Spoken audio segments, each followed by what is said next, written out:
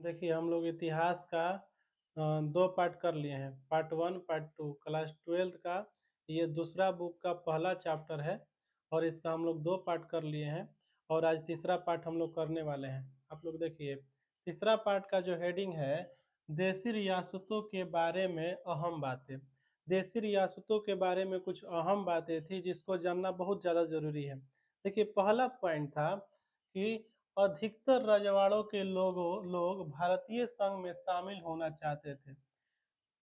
कुछ रजवाड़े थे, जब आज़ाद हुआ था हमारा देश, तब 565 वो रियासतें थी, जिसमें से कुछ रजवाड़ों का मन था कि हम भारत में विलय हम अपने आप को भारत में मिला लें, यानी कि भारत में विलय कर लें।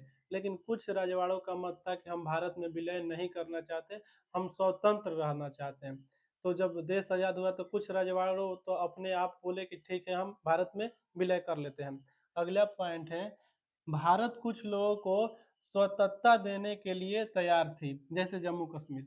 देखिए, स्वतंत्रता का मतलब क्या होता है, इसका मतलब जानना जरूरी है आपको। स्वतंत्रता का मतलब होता है कि आप खुद फैसला ले लीजिए आपको क्या करना है।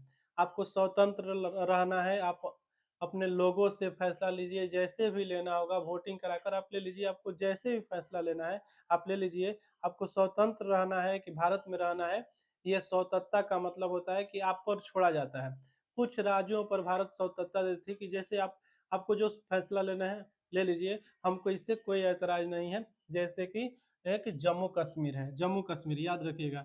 तो भारत कुछ लोगों को स्वतंत्रता देने के लिए तैयार थी, जैसे जम्मू कश्मीर हो गया। तो ये होता है, कुछ लोग तो मिलना ही नहीं चाहते थे, कुछ लोग खुद मिलना चाहते थे, और भारत भी कुछ लोगों को स्वतंत्रता देने के लिए तैयार थी कि आप लोग चाहें तो भारत में रह सकते हैं, चाहे तो अपना फैसला ले लीजिए आपको कहाँ रहना है। अगला पॉइंट है, अधिकतर रजवाड़ों ने भारतीय संघ में विलय के एक सहमति पत्र पर हस्ताक्षर कर दिए थे। बहुत सारे ऐसे रजवाड़े थे जो विलय पत्र पर हस्ताक्षर कर दिए थे कि हम भारत में मिलना चाहते हैं। तो उस समय भी बहुत सारे रजवाड़े विलय पत्र पर हस्ताक्षर कर दिए थे, और जो विलय पत्र पर हस्ताक्षर किए थे वो विलय पत्र को इंस्ट्रूमेंट ऑफ एक्शन कहा जाता था। जो विलय पत्र पर उन लोगों ने, देशी रजवाड़ों ने साइन किया था, उस विलय पत्र को इंस्ट्रूमेंट ऑफ एक्शन के नाम दिया गया था। ये याद रखिएगा, इंस्ट्रूमेंट ऑफ एक्शन, क्योंकि ये पूछ सकता है। इंस्ट्रूमेंट ऑफ एक्शन किसे कहते हैं, तो आपको बताना पड़ेगा कि देशी रजवाड़ों ने भारत में विलय होने के लिए जिस पत्र पर सिग्नेचर या हस्ताक्षर किए थे, उस पत्र को इंस्ट्रूमेंट ऑफ एक्शन कहा जाता था, उस समय कहा जाता था। ठीक है। देखिए, कुछ ऐसा भी रियासत था जो जिसको मिलाने में काफ़ी मुश्किलें की सामना करनी पड़ी। जैसे कि देखिए, एक हो जाता है जूनागढ़, हैदराबाद, कश्मीर और मणिपुर। ये 3-4 जो है ना, जूनागढ़ हो गया, हैदराबाद हो गया, कश्मीर और मणिपुर, ये 4 रियासतें ऐसी थी कि जिनको मिलाने में बहुत ज़्यादा तकलीफ की सामना करना पड़ा। बाकी सब लोग आराम से मिल गए थे, या जैसे भी कह लीजिए वो मिल गए थे, लेकिन ये लोग को मिलाने में काफ़ी मुश्किल का सामना करना पड़ा था। तो ये चारों का ये नाम याद रखिएगा। पहला तो जूनागढ़, हैदराबाद, कश्मीर और मणिपुर, ये चारों का नाम आप लोग पक्का याद रखिएगा। अभी तक हम लोग इस पॉइंट में क्या पढ़े, देशी रियासतों के बारे में अहम बातें।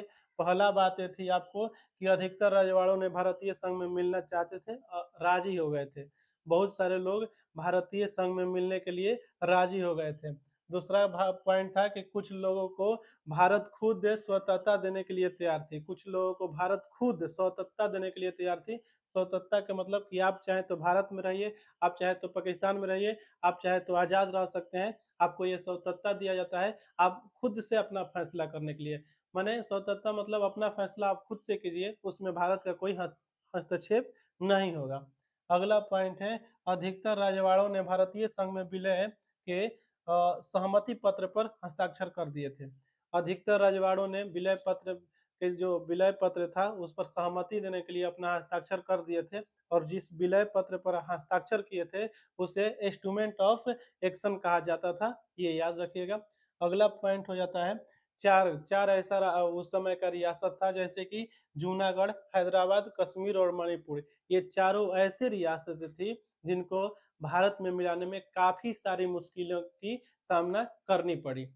देखिए, इसका अगला हेडिंग है हमारा हैदराबाद का विलय। अब इस पर हम लोग को चर्चा करना है कि हैदराबाद के विलय के बारे में चर्चा करना है। देखिए, सबसे पहला पॉइंट है कि हैदराबाद के शासक को निजाम कहा जाता था। आप लोग याद रखिएगा कि हैदराबाद के शासक को निजाम कहा जाता था। पहला पॉइंट हो गया। दूसरा पॉइंट, उन्होंने भारत सरकार के साथ नवंबर 1947 याद रखिएगा, नवंबर 1947 में एक साल के लिए यथास्थिति बहाल रहने का समझौता किया। याद रखिएगा, नवंबर 1947 में भारत सरकार से एक साल के लिए यथास्थिति रहने का समझौता किया। तो ये पॉइंट आप लोग को याद रखना पड़ेगा कि नवंबर 1947 में जो निजाम था हैदराबाद का, वो एक साल के लिए यथास्थिति बहाल करने के लिए समझौता किया भारत सरकार से। तो याद रखिएगा, देखिए लिखा है कि उन्होंने भारत सरकार के साथ नवंबर 1947 में एक साल के लिए यथास्थिति बहाल रहने का समझौता किया। अब यथास्थिति में आप लोग समझने में दिक्कत आ सकती है। यथास्थिति मतलब कि जैसे पहले चल रहा था वैसे चलने दिया जाए, उसी को यथास्थिति कहा जाता है। जैसे पहले चल रहा था उसी हिसाब से अब भी चलने दिया जाए तो उसको यथास्थिति कहा जाता है, याद रखिएगा। और यथास्थिति बहाल कब हुआ था? तो नवंबर 1947 को। कितना दिन के लिए? तो एक साल के लिए समझौता किया गया था, याद रखिएगा। अगला पॉइंट है कि देखिए, कम्युनिस्ट पार्टी और हैदराबाद कांग्रेस के नेतृत्व में किसानों और महिलाओं ने निजाम के खिलाफ आंदोलन शुरू किया। याद रखिएगा कि कम्युनिस्ट पार्टी और हैदराबाद कांग्रेस के नेतृत्व में वहाँ का हैदराबाद का जो महिलाएं थी और जो किसान थे वो निजाम के खिलाफ आंदोलन शुरू कर दिए। ये पॉइंट बहुत इंपॉर्टेंट है, इसको याद रखिएगा कि कम्युनिस्ट पार्टी और हैदराबाद कांग्रेस के देख रेख में वहाँ का किसान और महिलाओं ने आंदोलन शुरू कर दिया। अब देखिए, इस आंदोलन को कुचलने के लिए निजाम ने अर्धसैनिक बल को लगा दिया। इस जो ये आंदोलन छिड़ा था, इस आंदोलन को कम करने के लिए, दबाने के लिए हैदराबाद का जो निजाम था वो अर्धसैनिक बल लागू कर दिया, बहाल कर दिया। अर्धसैनिक बल, याद रखिएगा, अर्धसैनिक बल आपको याद रखना पड़ेगा। देखिए, इस आंदोलन को कुचलने के लिए निजाम ने अर्धसैनिक बल को लगा दिया। अर्धसैनिक बल मतलब होता है राजाकार, याद रखिएगा, अर्धसैनिक बल मतलब राजाकार भी होता है, याद रखना पड़ेगा। अगला पॉइंट है, इसके जवाब में भारत सरकार ने सितंबर 1948 को सैनिक कार्यवाही के द्वारा निजाम को आत्मसमर्पण करने के लिए मजबूर किया। याद रखिएगा आप लोग कि इसके जवाब में भारत सरकार ने सितंबर 1948 को सैनिक कार्यवाही के द्वारा निजाम को आत्मसमर्पण कराने के लिए मजबूर किया। सब पॉइंट को एक बार फिर से हम लोग रिवाइज मार लेते हैं। पहला पॉइंट, पहले तो हेडिंग जान लिए कि हैदराबाद का विलय। हैदराबाद का विलय कैसे हुआ इसके बारे में जानना है। तो सबसे पहला पॉइंट आप लोगों को याद रखना होगा कि हैदराबाद के शासक को निजाम कहा जाता था। उस समय हैदराबाद के जो शासक होते थे उनको निजाम का, पहले हम लोग अभी हैदराबाद रियासत का विलय पढ़ लिए हैं। अब यहाँ आता है हमारा मणिपुर रियासत का विलय। तो देखिए, मणिपुर रियासत का आंतरिक स्वतंत्रता बनी रहे, इसके लिए वहाँ के जो राजा थे जिनका नाम था बोध चंद्र सिंह, उन्होंने भारत के सहमति पत्र पर साइन कर दिया।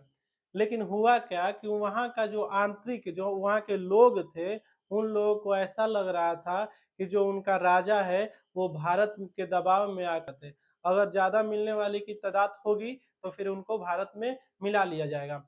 तो ये होता है। देखिए, यहाँ पर लिखा है कि मणिपुर की आंतरिक स्वतंत्रता मतलब क्या होता है कि जो पहले जैसा स्थिति है वैसी स्थिति बनी रहे।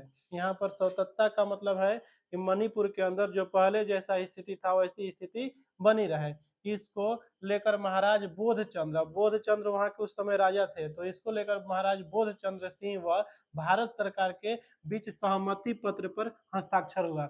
ये सोचकर हस्ताक्षर हुआ था कि वहाँ का जैसा स्थिति है वैसा स्थिति बना रहेगा। इसको दिमाग में रखते हुए भी भारत सरकार और मणिपुर के राजा के बीच हस्ताक्षर हुआ था। आगे का लाइन है, जनता के दबाव में निर्वाचन कराया गया। इस निर्वाचन के फलस्वरूप संवैधानिक राजतंत्र कायम हुआ।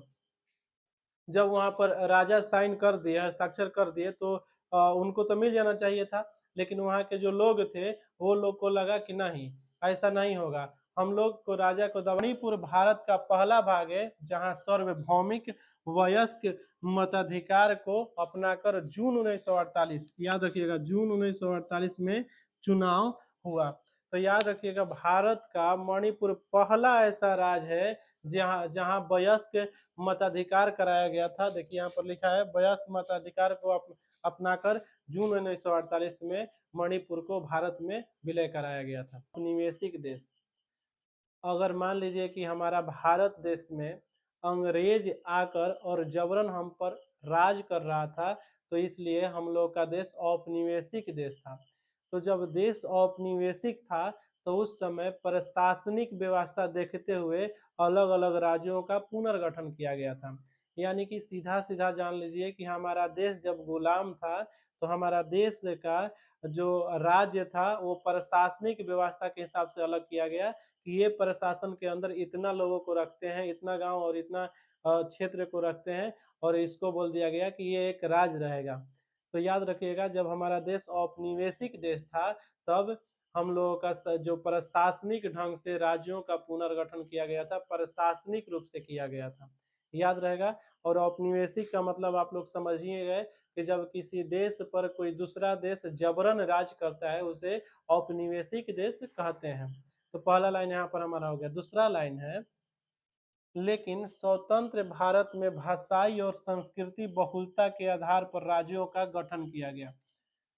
जब देश हमारा आजाद हो गया तो हम लोगों का देश में पुनर्गठन जब हम लोग का करना था तो वहां पर देखा गया कि किस जगह पर एक भाषा बोलने वाले लोग ज्यादा रहते हैं और एक संस्कृति को मानने वाले लोग ज्यादा रहते हैं।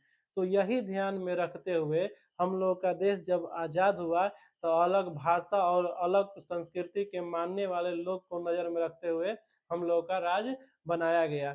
यानी सीधा सीधा बात बोला जाए तो जब अंग्रेज था तो अंग्रेज के समय प्रशासनिक व्यवस्था देखते हुए राज्य को बनाया गया था, लेकिन जब हमारा देश आजाद हो गया भारत, तो आजाद स्वतंत्र भारत का जो पुनर्गठन हुआ उसमें राज्यों का पुनर्गठन हुआ, उसमें देखा गया कि कहाँ के लोग एक जैसा भाषा बोलते हैं और किस किस जगह के लोग एक ही संस्कृति को मानते हैं, और इस को दोनों को ध्यान में रखकर हमारा राज्यों का पुनर्गठन हुआ था स्वतंत्र भारत में। और इसके बाद एक नोट है, भाषा के आधार पर प्रांतों का गठन एक राजनीतिक मुद्दा कांग्रेस के नागपुर अधिवेशन अधिवेशन 1920 में पहली बार यह शामिल किया गया था। याद रखिएगा कि देखिए नोट है, भाषा के आधार पर प्रांतों का गठन का राजनीतिक मुद्दा कांग्रेस के नागपुर अधिवेशन 1920 में पहली बार शामिल किया गया था। याद रखिएगा भाषा के आधार पर हमारा राज्यों का पुनर्गठन का पहला बार 1920 में नागपुर कांग्रेस के नागपुर अधिवेशन में इसका मुद्दा लाया गया था।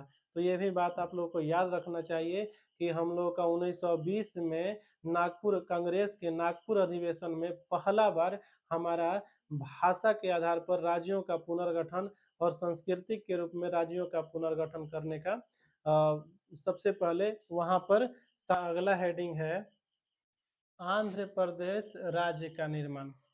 आंध्र प्रदेश राज्य का निर्माण कैसे हुआ था ये हमारा हेडिंग है।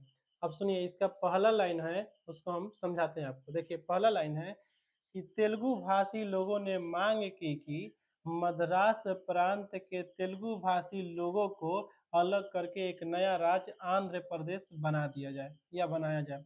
देखिए तेलुगु भाषी जो लोग थे उन लोगों ने मांग किया कि जो तेलुगु भाषा बोलने वाले लोग हैं उनके लिए एक अलग सा राज्य आंध्र प्रदेश राज्य बना दिया जाए। ये तेलुगु भाषी लोगों की मांग थी। देखिए लिखा है कि तेलुगु भाषी लोगों ने मांग की कि मद्रास प्रांत के तेलुगु भाषी इलाकों को अलग करके एक नया राज्य आंध्र प्रदेश बनाया जाए।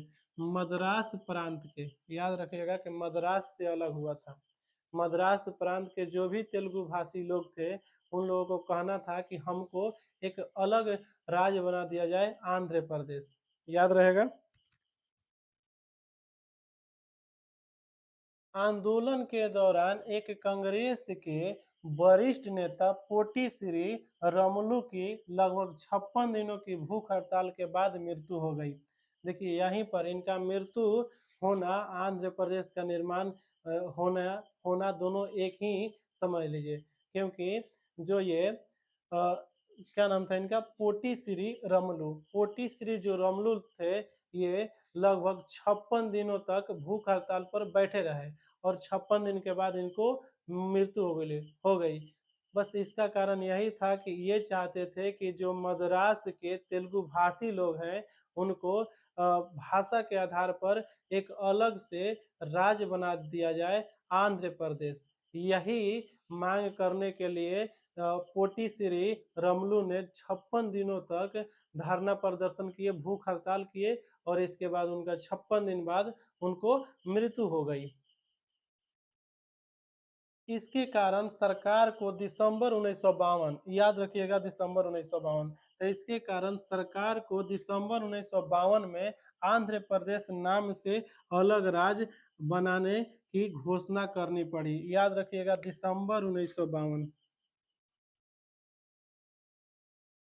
पोटी श्री रमुलू के मृत्यु के बाद 56 दिन के भूख हड़ताल के किए और उसके बाद मृत्यु के बाद दिसंबर 1952 ईस्वी में आंध्र प्रदेश में आंध्र प्रदेश नाम से अलग राज्य बनाने की घोषणा करनी पड़ी। याद रखिएगा दिसंबर 1952 ईस्वी में दिसंबर 1952 ईस्वी में आंध्र प्रदेश नाम से एक अलग राज्य बनाने की घोषणा की गई, क्योंकि जो पोटी श्री रमुलू थे 56 दिन तक भूख हड़ताल पर बैठे थे और 56 दिन के भूख हड़ताल पर बैठे बैठे उनकी मृत्यु हो गई। वो चाहते थे कि मद्रास के जो तेलुगु भाषी लोग हैं, मद्रास के जो लोग तेलुगु बोलते हैं, उन लोगों को एक अलग से राज्य बना दिया जाए और राज्य का नाम रहेगा आंध्र प्रदेश। अब देखिए अगला लाइन है हमारा कि इस प्रकार आंध्र प्रदेश भाषा के आधार पर गठित पहला राज्य बना। याद रखिएगा कि आंध्र प्रदेश भाषा के आधार पर गठित पहला राज्य बना। कब? दिसंबर 1952 ईस्वी में।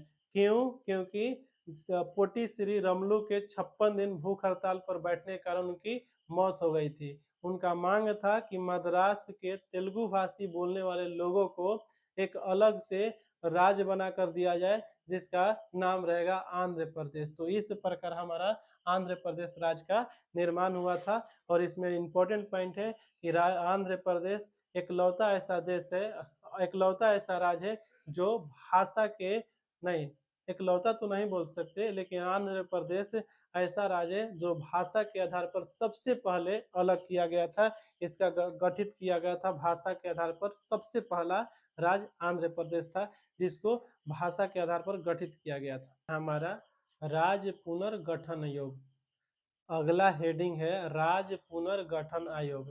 तो सबसे पहला लाइन हमारा है कि राज्य पुनर्गठन आयोग को केंद्र सरकार द्वारा 22 दिसंबर 1953 को की गई थी। याद रखिएगा कि राज्य पुनर्आयोग की स्थापना केंद्र सरकार द्वारा 22 दिसंबर 1953 ईस्वी को की गई थी। फिर से, राज्य पुनर्गठन आयोग का स्थापना केंद्र सरकार द्वारा 22 दिसंबर 1953 ईस्वी को की गई थी। अगला लाइन है इस गठन को उच्च न्यायालय के भूतपूर्व न्यायाधीश फजल अली की अध्यक्षता में की गई थी। और फजल अली के नाम याद रखिएगा, ये भूतपूर्व न्यायाधीश थे कहाँ? उच्च न्यायालय यानी सुप्रीम कोर्ट के। तो इस गठन को उच्च न्यायालय के भूतपूर्व न्यायाधीश फजल अली की अध्यक्षता में की गई थी। याद रखिएगा कि इसका गठन के जो मेन थे वो फजल अली के अध्यक्षता में की गई थी और फजल अली उच्च न्यायाधीश के उच्च न्यायालय के भूतपूर्व न्यायाधीश थे और इसका गठन 22 दिसंबर 1953 ईस्वी को किया गया था और करने वाला केंद्र सरकार था। याद रखिएगा कि राज्य पुनर्गठन आयोग की स्थापना केंद्र सरकार द्वारा 22 दिसंबर 1953 ईस्वी को की गई थी और इस गठन को उच्च न्यायालय के भूतपूर्व न्यायाधीश फजल अली के अध्यक्षता में की गई थी और फजल अली उच्च न्यायाधीश के भूतपूर्व उच्च न्यायालय के भूतपूर्व न्यायाधीश थे। अगला लाइन था, इस आयोग के 3 सदस्य थे। याद रखिएगा, इस आयोग के 3 सदस्य थे। पहला का नाम 3 सदस्य न्यायमूर्ति, इस आयोग के 3 सदस्य न्यायमूर्ति थे। इस आयोग सदस्य के 3 न्यायमूर्ति थे। पहला का नाम था फजल अली, दूसरा का नाम था हृदयनाथ कुंजरू और तीसरा का नाम था के.एम. पानीककर थे। याद रखिएगा, इस आयोग के गठन में 3 न्यायमूर्ति थे। पहला का नाम था अब्दुल फजल, दूसरा का नाम था हृदयनाथ कुंजरू, तीसरा का नाम था के.एम. पानीककर थे और इस आयोग ने 30 दिसंबर 1955 को अपनी रिपोर्ट सौंपी। याद रखिएगा, इस आयोग ने 30 दिसंबर 1955 को अपनी रिपोर्ट सौंपी। देखिए, हेडिंग था राज्य पुनर्गठन आयोग।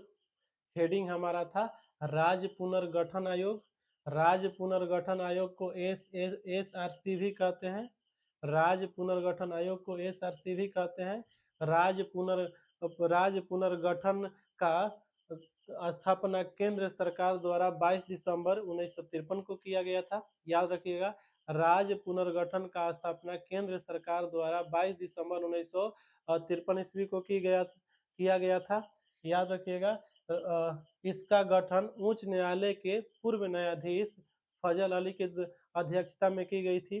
इस गठन को उच्च न्यायालय के पूर्व न्यायाधीश फजल अली की अध्यक्षता में की गई थी और इस गठन की स्थापना करने में 3 न्यायमूर्ति थे। पहला का नाम था अब्दुल फजल अली, दूसरा का नाम था हृदयनाथ कुंजरू और तीसरा का नाम था के.एम. पानीककर और इस आयोग ने 30 दिसंबर 1955 को अपनी रिपोर्ट सौंपी थी। देखिए, अगला हेडिंग है आयोग की प्रमुख सिफारिशें। अब आयोग की प्रमुख सिफारिशें क्या थी? तो देखिए, आयोग की मुख्य सिफारिशें में त्रिस्तरीय भाग ABC राज्य प्रणाली को समाप्त किया जाए। त्रिस्तरीय भाग ABC राज्य प्रणाली को समाप्त किया जाए। दूसरा था, केवल 3 केंद्र शासित क्षेत्र अंडमान और निकोबार, दिल्ली, मणिपुर को छोड़कर बाकी के केंद्र शासित क्षेत्रों को उनके नजदीकी राज्य में मिला दिया जाए। देखिए, दूसरा नंबर पर था कि केवल 3 केंद्र शासित प्रदेश को छोड़ा जाए और बाकी सबको उसके नजदीक जो भी राज्य है उसमें मिला दिया जाए। 3 केंद्र शासित प्रदेश कौन कौन है? तो अंडमान एंड निकोबार, दिल्ली और मणिपुर। इसको छोड़कर बाकी जितना भी केंद्र शासित प्रदेश है उसको उस अगल बगल के राज्य में मिला दिया जाए। और अगला है, राज्यों के सीमा का निर्धारण वहां पर बोले जाने वाली भाषा होनी चाहिए। देखिए, राज्यों के सीमा का जो निर्धारण है वहां पर जो भाषा बोली जाती है उस भाषा के हिसाब से ही होना चाहिए। ये हमारा था आयोग की प्रमुख सिफारिशें। आयोग के प्रमुख सिफारिशें में पहला पॉइंट था, त्रिस्तरीय भाग ABC राज्य प्रणाली को समाप्त किया जाए। त्रिस्तरीय भाग ABC राज्य प्रणाली को समाप्त किया जाए। दूसरा था, केवल 3 केंद्र शासित प्रदेश क्षेत्र छोड़कर बाकी सबको जो भी उसके अगल बगल राज्य है उसमें मिला दिया जाए। और 3 केंद्र शासित प्रदेश कौन था? तो पहला था अंडमान एवं निकोबार, दूसरा था दिल्ली और तीसरा था मणिपुर। इसको छोड़कर बाकी सबको उसके अगल बगल के राज्य में मिला दिया जाए। और अगला पॉइंट था, राज्य के सीमा का निर्धारण वहां पर बोली जाने वाली भाषा होनी चाहिए। तो याद रखिएगा, सीमा का निर्धारण वहां पर बोले जाने वाली भाषा के हिसाब से कर दिया गया। तो ये हमारा है आयोग की प्रमुख सिफारिश से। देखिए, ये हमारा हेडिंग है परिणाम, और यही लास्ट है, इसके बाद हमारा चैप्टर खत्म हो जाएगा। तो आज हम लोग ये लास्ट हेडिंग करने वाले हैं परिणाम, और ये वीडियो में हमारा पूरा जो पहला चैप्टर था वो खत्म हो जाएगा। देखिए परिणाम में क्या है, इस आयोग ने अपनी रिपोर्ट 1955 में प्रस्तुत की तथा इसके आधार पर संसद में राज्य पुनर्गठन अधिनियम 1956 में पारित किया गया। याद रखिएगा कि इस आयोग ने अपनी रिपोर्ट 1955 में प्रस्तुत की। जो आयोग का रिपोर्ट था वो 1955 में प्रस्तुत की गई थी तथा इसके आधार पर संसद में राज्य पुनर्गठन अधिनियम 1956 में पारित किया गया और देश को 14 राज्य एवं 6 संघ शासित क्षेत्रों में बांटा गया। याद रखिएगा उस समय में हमारे देश को 14 राज्य एवं 6 संघ शासित प्रदेशों में बांटा गया था। याद रखिएगा उस समय देश को 14 राज्य एवं 6 संघ शासित क्षेत्रों में बांटा गया था। संघ शासित क्षेत्र जो बाद में राज्य बने, पहला था मिजोरम, दूसरा मणिपुर, त्रिपुरा और गोवा। तो ये याद रखिएगा चारों का नाम, और यहाँ पर हमारा खत्म होता है। अब हम लोग का अगला क्लास में नया चैप्टर स्टार्ट करेंगे। ठीक है।